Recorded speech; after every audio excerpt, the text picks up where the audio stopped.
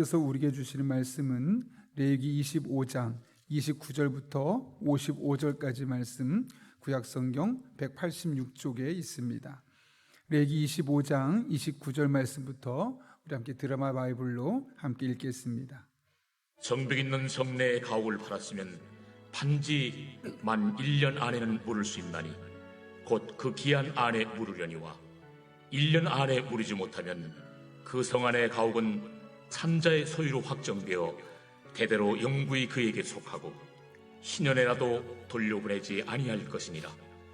그러나 성벽이 불리지 아니한 촌락의 가옥은 나라의 전토와 같이 물러주기도 할 것이요 희년에 돌려보내기도 할 것이니라. 레위 족속의 성읍 곧 그들의 소유의 성읍의 가옥은 레위 사람이 언제든지 물을 수 있으나 만일 레위 사람이 물이지 아니하면 그의 소유 성읍에 판 가옥은 희년에 돌려보낼지니 이는 레위 사람의 성읍의 가옥은 이스라엘 자손 중에서 받은 그들의 기업이 됨이니라. 그러나 그들의 성읍 주위에 있는 들판은 그들의 영원한 소유지이니 팔지 못할지니라. 내 형제가 가난하게 되어 빈손으로 내 곁에 있거든 너는 그를 도와 고려민이나 동거인처럼 너와 함께 생활하게 하되 너는 그에게 이자를 받지 말고 내 하나님을 경외하여 내 형제로 너와 함께 생활하게 할 것인즉 너는 그에게 이자를 위하여 돈을 부어주지 말고 이익을 위하여 내 양식을 부어주지 말라. 나는 너희의 하나님이 되며 또 가나안 땅을 너희에게 주려고 애굽 땅에서 너희를 인도하여 낸 너희의 하나님 여호와이니라. 너와 함께 있는 내 형제가 가난하게 되어 내게 몸이 팔리거든 너는 그를 종으로 부리지 말고 품꾼이나 동무인과 같이 함께 있게 하여 희년까지 너를 섬기게 하라. 그때에는 그와 그의 자녀가 함께 내게서 떠나 그의 가족과 그의 조상의 기업으로 돌아가게 하라. 그들은 내가 애굽 땅에서 인도하여 낸 내 종들이니 종으로 팔지 말 것이라. 너는 그를 엄하게 부리지 말고 내 하나님을 경외하라. 내 종은 남녀를 막론하고 내 사방 이방인 중에서 취할지니 남녀 종은 이런 자 중에서 사올 것이며 또 너희 중에 거류하는 동거인들의 자녀 중에서도 너희가 사올 수 있고 또 그들이 너희와 함께 있어서 너희 땅에서 가정을 이룬 자들 중에서도 그리할 수 있은즉 그들이 너희의 소유가 될지니라. 너희는 그들을 너희 후손에게 기업으로 주어 소유가 되게 할 것이라. 이방인 중에서는 너희가 영원한 종을 삼으려니와 너희 동족 이스라엘 자손은 너희가 피차 엄하게 부리지 말지니라. 만일 너와 함께 있는 거류민이나 동거인은 부유하게 되고 그와 함께 있는 내 형제는 가난하게 되므로 그가 너와 함께 있는 거류민이나 동거인 또는 거류민의 가족의 후손에게 팔리면 그가 팔린 후에 그에게는 속량받을 권리가 있나니 그의 형제 중 하나가 그를 속량하거나 또는 그의 삼촌이나 그의 삼촌의 아들이 그를 속량하거나 그의 가족 중 그의 살부치 중에서 그를 속량할 것이요 그가 부유하게 되면 스스로 속량하되 자기 몸이 팔린 해로부터 희년까지를 그 산자와 계산하여 그 연수를 따라서 그 몸의 값을 정할 때에 그 사람을 섬긴 날을 그 사람에게 고용된 날로 여길 것이라. 만일 남은 해가 많으면 그 연수대로 팔린 값에서 속량한 값을 그 사람에게 도로 주고 만일 희년까지 남은 해가 적으면 그 사람과 계산하여 그 연수대로 속량하는 그 값을 그에게 도로 줄지며 주인은 그를 매년의 삭군과 같이 여기고 내 목전에서 엄하게 부리지 말지니라. 그가 이같이 속량되지 못하면 희년에 이르려는 그와 그의 자녀가 자유하리니 이스라엘 자손은 나의 종들이 됨이라. 그들은 내가 애굽 땅에서 인도해낸 내 종이요 나는 너희의 하나님 여호와이니라.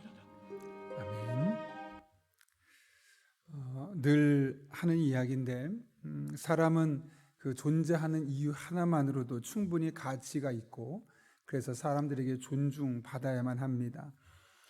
이 세상 사람들은 사람을 구분하죠. 그리고 등급을 나눕니다. 그리고 나서 그렇게 나눠진 등급에 따라서 저 사람은 이 정도 수준이니까 그 등급에 맞춰서 상대방을 대하는 경우가 많습니다. 이렇게 사람마다 가치를 다르게 매기고 다르게 매겨진 가치에 따라서 평가하고 판단하는 것이죠. 그러나 우리는 그 사람의 학력과 상관없이, 또 외모와 상관없이, 또 그 사람이 현재 지니고 있는 능력과 조건에 상관없이 모든 사람을 동일하게 존중하고 존귀해야 대할 의무가 있습니다. 하나님께서 그렇게 보시기 때문에 그렇습니다. 따라서 하나님을 창조주로 고백하며 예수 그리스도를 통해 영혼의 구원을 받은 우리는 사람을 볼 때도, 나를 볼 때나 다른 사람 볼 때나 동일하게 하나님의 관점으로 볼 수 있어야만 하는 겁니다. 본문이 이 같은 관점을 우리에게 제시해주고 있는데요, 오늘 본문은 어제 말씀과 이어지는 희년에 대한 규례를 소개하고 있습니다.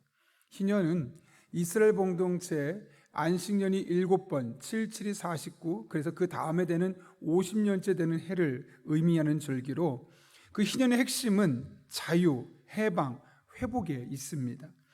그래서 희년에는 종살이하던 사람이 종에서 해방되고 자윤이 되고, 또 가난해서 땅을 빼앗겼던 사람들이 땅을 돌려받게 되고, 이렇게 또 경우에 따라서는 조금씩 다를 수 있지만 집을 빼앗겼던 사람도 집을 다시 회복하게 되는 그런 경우가 있었죠. 심지어 가난해서 종으로 팔려온 사람이라 할지라도 그 사람은 종부리트해서는 안 된다. 오히려 돈 받고 일하는 품꾼이나 우리 함께 살고 있는 동거인처럼 대우하라 라고 말씀하십니다. 당연히 그 사람을 다른 사람에게 또 팔 수 없는 것입니다. 이처럼 희년에는 많은 사람이 자유를 누렸고 해방을 경험했고 회복을 경험할 수 있었습니다. 근데 하나님께서 왜 이렇게까지 하시는 걸까요? 오늘 그 이유를 오늘 나오는 본문 중에 두 구절을 통해서 알 수 있는데요, 특별히 42절 보면 이렇게 기록되어 있습니다. 그들은 내가 애굽 땅에서 인도하여 낸 내 종들이니 종으로 팔지 말 것이라. 55절 말씀도 있습니다. 이스라엘 자손은 나의 종들이 됨이라. 그들은 내가 애굽 땅에서 인도하여 낸 내 종이요 나는 너희의 하나님 여호와이니라. 여러분, 여기 희년에 대한 규례를 계속 이야기해 나가면서 특별히 42절과 52절을 통해서 강조되고 있는 사실이 있죠. 무엇입니까? 나는 너를 애굽 땅에서 인도하여 냈고 너희는 내 종이다 라는 사실입니다. 가난해져서 집을 판 사람도, 땅을 판 사람도, 심지어 몸을 팔아 실제로 종이 된 사람도 궁극적으로 누구의 종이라는 겁니까? 사람의 종이 아니라 하나님의 종이다 라고 말씀하고 있는 것이죠.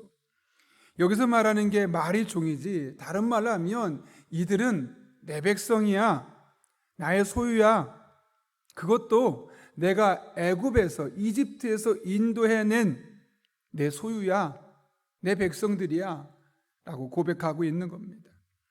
사실 말이 종이지 이것은 종이라기보다는 하나님께 속해 있다라는 의미가 훨씬 더 큰 겁니다.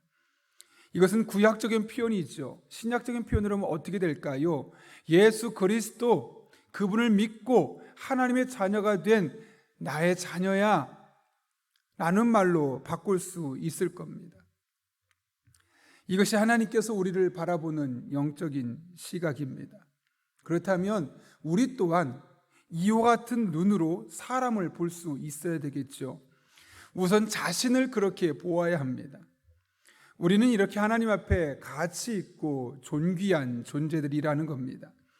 비록 이 세상에서는 사람들이 보잘것없어 보일 수 있습니다. 다른 사람보다 덜 중요해 보일 수 있습니다. 옷 사러 갔는데 사람들이 별로 주목해 보이지 않고 음식점에 차를 몰고 갔는데 와서 키를 받아주려 하지 않는 사람일 수도 있습니다. 그러나 상관없습니다. 우리는 그 자체만으로 하나님의 백성이고 하나님께서 우리를 누구보다 소중하게 생각하시기 때문에 그렇습니다. 그러므로 우리는 우리 영혼에게 매일 이렇게 자신 있게 외칠 수 있어야 되겠죠. 나는 특별한 사람이다. 나는 선택받은 사람이다. 나는 존귀한 사람이다. 존재하는 이유 하나만으로도 나는 충분히 사람들에게 존중받을 만한 자격이 있는 사람이다. 아니, 남들이 나를 그렇게 하지 않는다 할지라도 우리 스스로가 우리에게 그런 가치를 부여하고 그런 자존감을 가지고 살아갈 수 있어야 하는 겁니다. 다른 사람이 비록 나를 무시하는 눈으로 본다 할지라도 내가 얼마나 하나님 앞에 귀한 사람인지를 알고 그런 영적인 자존감과 자신감을 가지고 우리에게 주어진 일상을 살아가는 것, 그것이 우리 그리스도인으로서 우리에게 주어진 삶을 제대로 살아가는 겁니다. 그런가 하면 우리는 다른 사람들 또한 같은 눈으로 볼 수 있어야 합니다. 하나님께서 희년 제도를 만드신 이유가 어디 있습니까?